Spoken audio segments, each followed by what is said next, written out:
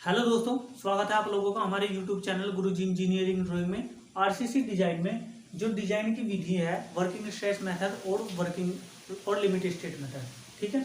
ये दो विधियां ही आपके डिजाइन के लिए आप बोर्ड ने बीटी यूपी ने आपके लिए एग्री की है कि इन दो विधि से ही आपका डिजाइन आपके एग्जाम में पूछा जाएगा, ठीक है। तो वर्किंग स्ट्रेस मेथड से जितना भी डिजाइन है वो हम आप लोगों को करवा चुके हैं, जो भी आपके सिलेबस में है। और आगे के सिलेबस में जो आपका डिजाइन बचा हुआ है वो लिमिट स्टेट मेथड पर आधारित है, ठीक है। जैसे कि सिंगली रेनफोर्स्ड कंक्रीट बीम का डिजाइन लिमिट स्टेट मेथड से, ठीक है। और डबल रेनफोर्स्ड कंक्रीट बीम का डिजाइन, वन वे स्लैब का डिजाइन, टू वे स्लैब का डिजाइन, टी बीम का डिजाइन, तो ये सभी कंटेंट जो है ये सभी चैप्टर आपके लिमिट स्टेट मेथड पर ही आधारित होंगे, ठीक है। क्योंकि सिलेबस में लिमिट स्टेट मेथड पर इनके बारे में पूछा जाएगा, इनसे क्वेश्चन किया जाएगा डिजाइन के लिए। तो हमने आज जो है लिमिट स्टेट मेथड पर हम न्यूमेरिकल आप लोगों को कराएंगे। और इससे पिछली जो वीडियो बनाई है हमने लिमिट स्टेट मेथड पर, उस पर हमने लिमिट स्टेट मेथड के सभी फॉर्मूलेज आप लोगों के लिए लिखवा दिया है, ठीक है। तो उन फॉर्मूलों के याद होना आपके लिए बहुत ही ज़्यादा जरूरी है। जब तक आप फॉर्मूले याद नहीं रखोगे तब तक आप लिमिट स्टेट मेथड से कुछ भी डिजाइन नहीं कर सकते हैं, ठीक है। तो चलिए आज हम एक क्वेश्चन लेकर आए हैं जो 2018 में आपके एग्जाम में पूछा गया है, ठीक है। जो 2018 के एग्जाम में बीटी यूपी ने पूछा था, ठीक है। तो चलिए क्वेश्चन हमारा क्या है, एक अंकी परवलित धरन जिसका साइज 250 मिलीमीटर गुना 450 मिलीमीटर है, यानी कि एक सिंगली रेनफोर्स्ड बीम है, ठीक है, जिसका साइज जो है 250 मिलीमीटर और 450 मिलीमीटर है, को 1300 मिलीमीटर क्षेत्रफल के इस्पात से प्रबलित किया गया है। यानी कि इसमें रेनफोर्समेंट डाल दिया है 1300 मिलीमीटर स्क्वायर एरिया का, ठीक है। कंक्रीट M20 ग्रेड तथा इस्पात Fe 415 का इस्तेमाल करें। धरन के लिए चरम प्रतिरोध आघूर्ण ज्ञात करें। इसके लिए लिमिट स्टेट मेथड का इस्तेमाल करें, ठीक है। तो हमें जो है इस क्वेश्चन में लिमिट स्टेट मेथड का इस्तेमाल करना है, ठीक है। तो सबसे पहले हम एक डायग्राम बना लेंगे हमारे बीम का, ठीक है। ये डायग्राम हो जाएगा आपका, ये हो जाएगी न्यूट्रल, ठीक है। यहाँ से यहाँ तक की दूरी जो है ये XU होती है, ठीक है। और ये एरिया जो है हमारा टेंसाइल रेनफोर्समेंट जो है वो 1300 मिलीमीटर स्क्वायर दिया हुआ है, ठीक है। 1300 मिलीमीटर स्क्वायर का इसका एरिया दिया हुआ है। कैपिटल डी का मान हमें दिया हुआ है 450, ठीक है। और बी हमें दी हुई है 250 मिलीमीटर, ठीक है। तो जो भी इस क्वेश्चन में हमें दिया हुआ है उन्हें हम एक बार नोट कर लेंगे। सबसे पहले प्रश्नानुसार पहला पॉइंट हमारा यही होगा, प्रश्नानुसार धरन की चौड़ाई, ठीक है। धरन की चौड़ाई हो जाएगी 250 मिलीमीटर। प्रभावी गहराई हो जाएगी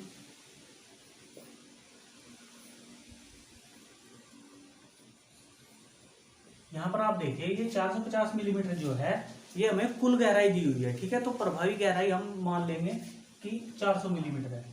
50 मिलीमीटर का हम आवरण मान लेंगे कि इस बात का जो ये आवरण है, ठीक है, ये 50 मिलीमीटर है। तो 50 मिलीमीटर का आवरण हम इस कुल गहराई में से घटा लेंगे तो प्रभावी गहराई हमारी 400 मिलीमीटर निकल कर आ जाएगी, ठीक है। अब इस बात का क्षेत्रफल हमें दिया हुआ है AST = 1300 मिलीमीटर स्क्वायर, ठीक है। यहाँ पर हमें कंक्रीट की ग्रेड दी हुई है M20 ग्रेड की कंक्रीट के लिए जो विलाक्षणिक सामर्थ्य होती है FCK, ठीक है, उसका मान होता है 20 न्यूटन पर mm स्क्वायर, ठीक है। और इस पार्ट की ग्रेड हमें दी हुई है Fe 415, ठीक है। तो Fe 415 के लिए Fy का मान हमारा होता है, यानी कि इस पार्ट की विलाक्षणिक सामर्थ्य जो होती है वो होती है 415 न्यूटन पर mm स्क्वायर, ठीक है। तो ये सब पॉइंट हमें दिए हुए हैं, हमने ये नोट कर लिए हैं। अब हमें पता है कि जो हमारी बल शून्य रेखा होती है, ठीक है, उसे हम किससे डिनोट करते हैं, XU से, और उसका फॉर्मूला क्या होता है, ठीक है। तो हमारी बल शून्य रेखा होगी। अब दूसरा पॉइंट होगा हम बल शून्य रेखा निकालेंगे, ठीक है। बल शून्य रेखा की स्थिति, ठीक है, XU, इसका फॉर्मूला होता है हमारा 0.87 Fy AST upon 0.36 F C K into B. ठीक है, तो ये फॉर्मूला होता है हमारा एक्स यू का। ठीक है, यानी कि बल शून्य रेखा की स्थिति हम इस फॉर्मूले से निकालेंगे, तो इसमें हम इन सभी के मान रख देंगे। ये हो जाएगा 0.87, एफ वाई का मान है हमारा 415, ए एस टी का मान है हमारा 1300 millimetre square upon 0.36, F C K का मान है हमारा 20 गुणा बी का मान है हमारा 250। ठीक है, तो इसे हम कैलकुलेट कर लेंगे, हमारा आंसर आ जाएगा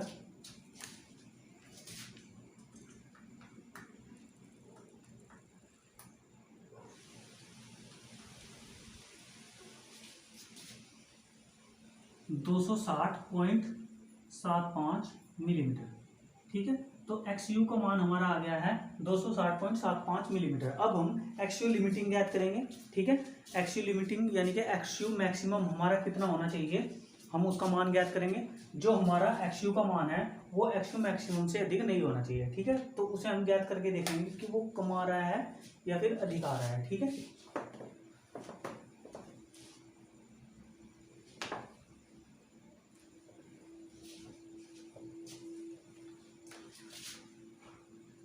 एक्स यू मैक्सिमम। ठीक है, या फिर इसे हम एक्स यू लिमिटिंग भी बोल सकते हैं। जो होता है हमारा 700D upon 1100 plus 0.87 F Y. ठीक है, इस क्वेश्चन इस फॉर्मूले में हमें डी और एफ वाई की आवश्यकता होती है। ठीक है, ज़्यादातर जो हमारा एफ वाई होता है, एफ वाई जो होता है हमारा, ठीक है, वो एफ ई का मान होता है। जैसे कि यहाँ पर 415 है जो कि मैंने आपको लिखवाया था। ठीक है, वो एफ वाई का मान होता है। तो इनके अलग अलग मान दिए हुए होते हैं। आपकी बुक में आपको इनकी सारणी भी मिलेगी कि एक्चुअल लिमिटिंग का मान हम कितना ले सकते हैं। ठीक है, लेकिन फिर भी मैं आप लोगों को इस फॉर्मूले से ही इसे निकलवाने की गुजारिश करूंगा कि आप इस फॉर्मूले से इसे निकाल सकते हैं। ठीक है, तो चलिए इसमें मान रख देंगे हम 700 गुणा डी का मान है हमारा 400 अपॉन 1100 प्लस 0.87 एफ वाई का मान है हमारा 415। ठीक है, तो ये मान हमारा आ जाएगा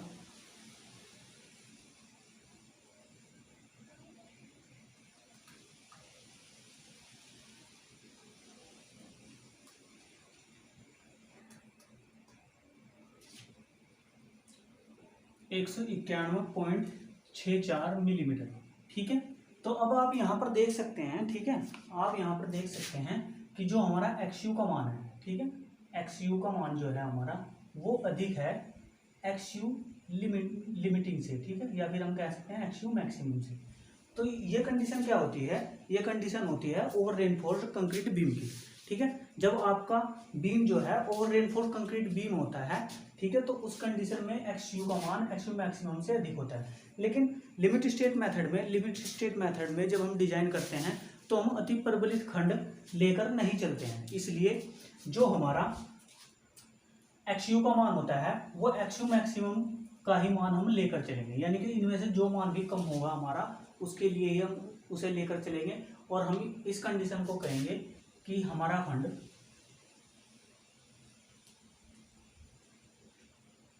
अति प्रबलित है। ठीक है, अति प्रबलित खंड है। अतः एक्स यू बराबर 191.64 मिलीमीटर लिया जाएगा। ठीक है, तो अब हम प्रतिरोध आघूर्ण ज्ञात करेंगे। प्रतिरोध आघूर्ण हमारा क्या होगा, मोमेंट ऑफ रेसिस्टेंस। ठीक है,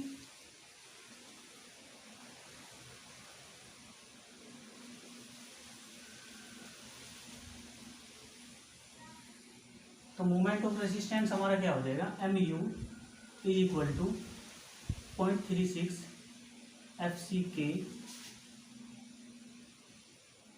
एक्स यू इंटू बी। ठीक है, और गुणा हो जाएगी जेड। ठीक है, जेड जो हमारी होती है ये हमारी लीवर आर्म होती है। ठीक है, तो इसमें हम इन सब के मान रख देंगे। ये हो जाएगा 0.36 एफ सी के का मान है हमारा 20, एक्स यू का मान है हमारा जो हमारा ये ले जाएगा 191.64 गुणा बी का मान है हमारा 250 और जेड का मान है हमारा डी माइनस 0.42 एक्स यू। ठीक है, तो इनके मान भी हम रख देंगे, तो ये हो जाएगा 0.36 गुणा 20 गुणा 191.64 गुणा 250 इंटू डी का मान है हमारा 400 माइनस 0.42 एक्स यू का मान है हमारा 191.64। ठीक है, तो अब इस टोटल को हम हल कर लेंगे तो हमारा एक्स यू मैक्सिमम का मान एम यू का मान हमारा निकल कर आ जाएगा। ठीक है, 0.36 गुणा 20 गुणा 191.64 गुणा 250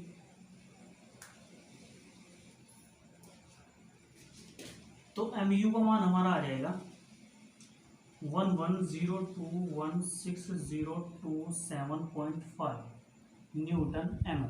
ठीक है, या फिर हम कह सकते हैं 110.21 गुणा 10⁶ न्यूटन मिलीमीटर। ठीक है, तो ये होगा आपका प्रतिरोध आघूर्ण का मान। तो यहाँ पर आपने देखा कि हम सिंगली रेनफोर्स कंक्रीट बीम की कंडीशन में हम प्रतिरोध आघूर्ण का मान किस प्रकार निकाल सकते हैं। ठीक है, तो ये जो भी हमारा प्रोसीजर था, ये हमारा प्रतिरोध आघूर्ण निकालने का प्रोसीजर था। इसमें हमने सबसे पहले जो हमें क्वेश्चन में दिया हुआ है वे पॉइंट्स हमने लिखे, फिर हमने बल शून्य रेखा की स्थिति ज्ञात की। बल शून्य रेखा की स्थिति ज्ञात करके हमने बल शून्य रेखा की लिमिटिंग स्थिति ज्ञात की कि हमारी लिमिटिंग स्थिति बल शून्य रेखा की क्या होनी चाहिए। फिर उसके बाद हमने प्रतिरोध आघूर्ण ज्ञात किया। ठीक है, उससे पहले हमने डिसीजन लिया एक्सयू लिमिटिंग और एक्सयू में कि हमारा जो सेक्शन है वो अंडर रेनफोर्स सेक्शन है या फिर बैलेंस्ड सेक्शन है या फिर ओवर रेनफोर्स सेक्शन है। ठीक है, तो यही प्रोसीजर आपको करना है। यदि आपका प्रबलित इस्पात का क्षेत्रफल भी आपसे पूछा जाएगा तो इसी प्रकार से आपको प्रोसीजर लेकर चलना है। ठीक है, तो इसी टाइप का क्वेश्चन आपके एग्जाम में आता है। ठीक है, अब हम बात करेंगे, अब हम एक क्वेश्चन और देख लेंगे जो कि आपके एग्जाम में आया हुआ है। ठीक है, उसे हम किस प्रकार से करेंगे। ठीक है, चलिए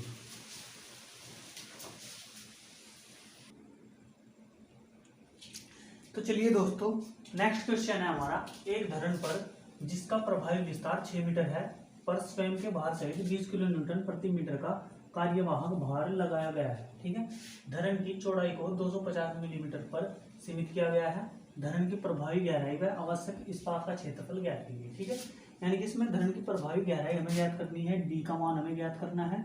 ठीक है, और जो हमारा इस्पात है AST उसका मान भी हमें इसमें ज्ञात करना है। ठीक है, दो चीज इसमें पूछ रहे हैं।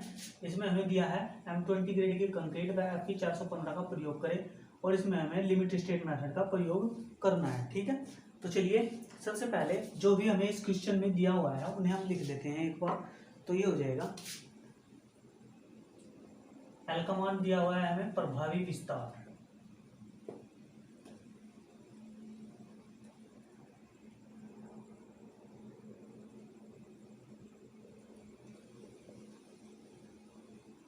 मीटर हमें दिया हुआ है। ठीक है, और भार हमें दिया हुआ है 20 किलो न्यूटन प्रति मीटर। ठीक है, इसमें हम डिजाइन लोड ज्ञात कर लेंगे। ठीक है, डिजाइन लोड क्या होगा हमारा FD। ठीक है, ये होता है अगर कंक्रीट जो होती है हमारी यानी कि जिस पर भार आता है। ठीक है, अब आप देख रहे हैं कि जो हमारा ये बीम है इस पर कंक्रीट का भार आ रहा है। ठीक है, तो कंक्रीट के लिए हम इसमें सुरक्षा गुणांक अपनाएंगे 1.5 और गुणा हम इसके करेंगे इसे भार से। ठीक है, तो ये हो जाएगा 30 किलो न्यूटन प्रति मीटर। ठीक है, तो 30 किलो न्यूटन प्रति मीटर आ जाएगा इसका मान। और जो हमारा धरन की चौड़ाई दी हुई है, ठीक है, उसका मान दिया हुआ है हमें 250 मिलीमीटर। ठीक है, और FCK का मान हमें दिया हुआ है 20 न्यूटन पर mm²।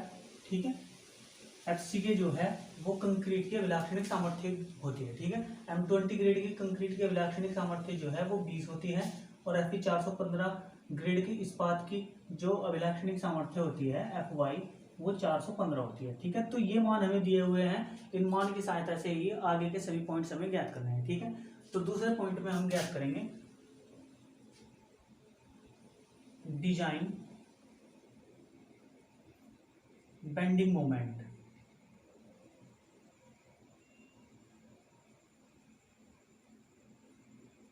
ठीक है, ये होगा एमडी। ठीक है, इसमें जो हमारा डिजाइन लोड है वो हम लेंगे। ठीक है, अब जैसा कि आप देख रहे हैं कि जो हमारी ये धरन है एक सिंपली सपोर्टेड बीम, इसे मानकर हम चल रहे हैं। ठीक है, तो इस पर 20 किलोमीटर प्रति मीटर का भार आ रहा है, तो इसे उसी प्रकार से इसे हम करेंगे तो इसका जो बेंडिंग मोमेंट है वो हो जाएगा F D into L square upon 8। ठीक है, तो ये हो जाएगा एफ डी का मान है हमारा 30 गुणा एल का मान है 6, इसका वर्ग अपॉन आर बराबर हो जाएगा, इसे हम भाग कर लेंगे।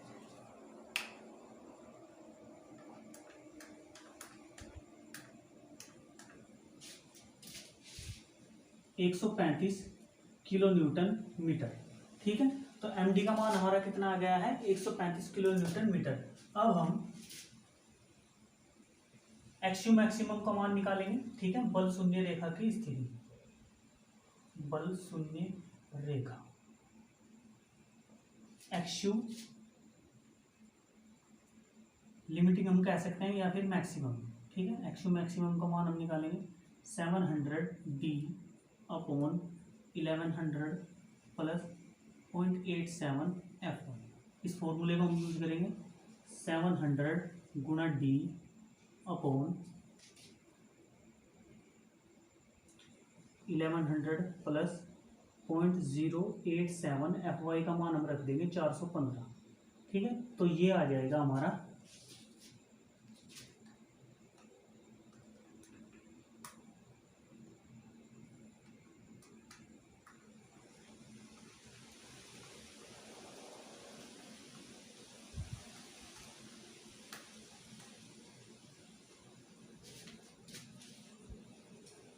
Point 48 D. ठीक है, तो एक्सयू मैक्सिमम को मान हमारा कितना आ जाएगा 0.48 डी। अब जो हम हमारा धरन की गहराई है उसे हम किस फॉर्मूले से निकालेंगे, इसमें सबसे पहले हम जो हमारा मोमेंट ऑफ रेसिस्टेंस है वो हम ज्ञात करेंगे। ठीक है, तो चौथी स्टेप हमारी क्या होगी मोमेंट ऑफ रेसिस्टेंस की। तो मोमेंट ऑफ रेसिस्टेंस हो जाएगा हमारा एम यू मैक्सिमम, इसे हम कह सकते हैं is equal to 0.36 X U maximum upon D 1 minus 0.42 X U maximum upon D into B D square F C D.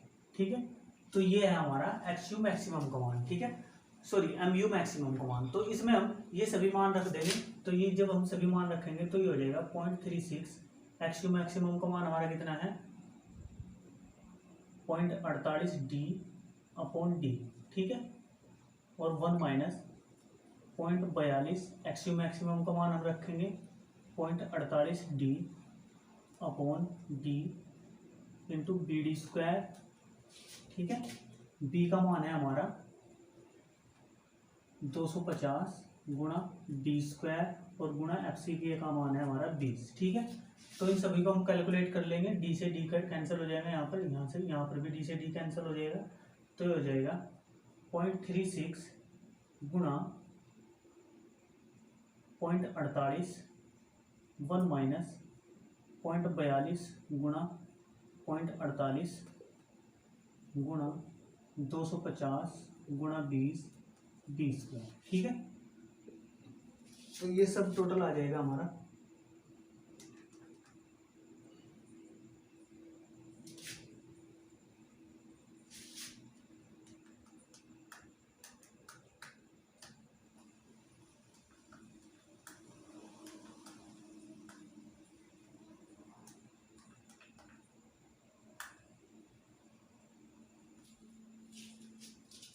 ये आ जाएगा हमारा 689.81 डी स्क्वायर। ठीक है, तो ये जो हमारा एम यू मैक्सिमम होता है, ठीक है, ये हमारा एम डी के बराबर होता है, तो हम यहाँ पर इन दोनों को बराबर रख लेंगे, तो ये मान आ जाएगा 135 किलो न्यूटन मीटर को हम पावर में चेंज कर देंगे, ये हो जाएगा 10 की पावर 6।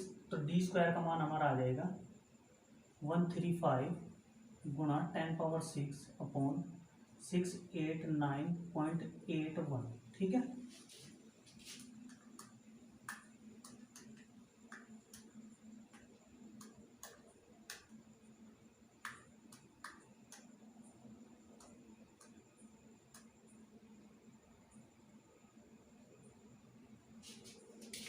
डी का मान हमारा हो जाएगा, डी स्क्वायर का मान हमारा हो जाएगा 195,706.064। ठीक है। तो इसका अंडर रूट हम कर देंगे। जब अंडर रूट हम कर लेंगे डी स्क्वायर से अंडर रूट इधर चला जाएगा, तो ये हो जाएगा हमारा 442.28। ठीक है। या फिर हम कह सकते हैं 443 मिलीमीटर। ठीक है।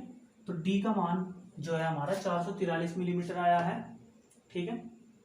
तो डी का मान आ गया है हमारा 443 मिलीमीटर। ठीक है।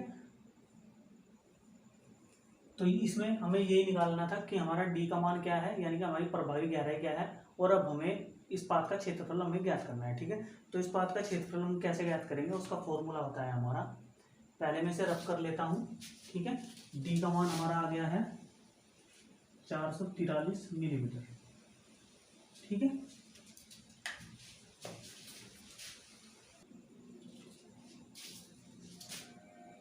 तो नेक्स्ट स्टेप हमारी 5। ठीक है। इसमें हम परवलन इस्पात का क्षेत्रफल ज्ञात करेंगे। परवलन इस्पात का क्षेत्रफल। ठीक है। उसका हमारा फॉर्मूला होगा AST equal to PT limited गुणा B गुणा D। ठीक है।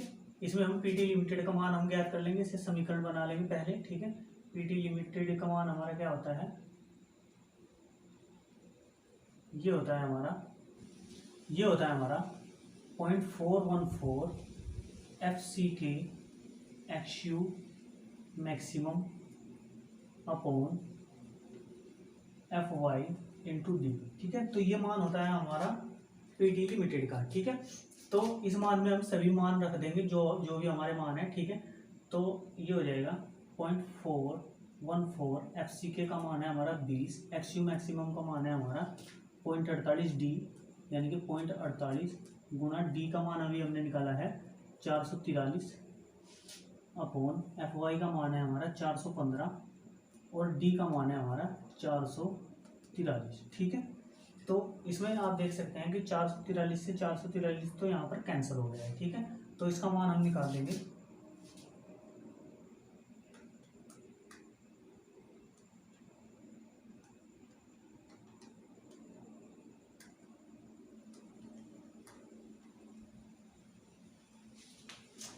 तो ये आ गया है हमारा 0.0095।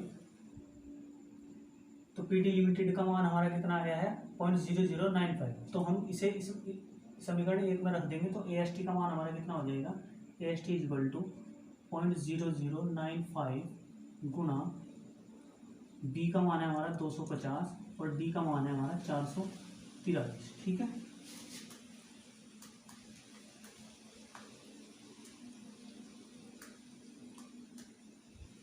तो ये मान आ गया है हमारा AST का 1060 मिलीमीटर स्क्वायर। ठीक है।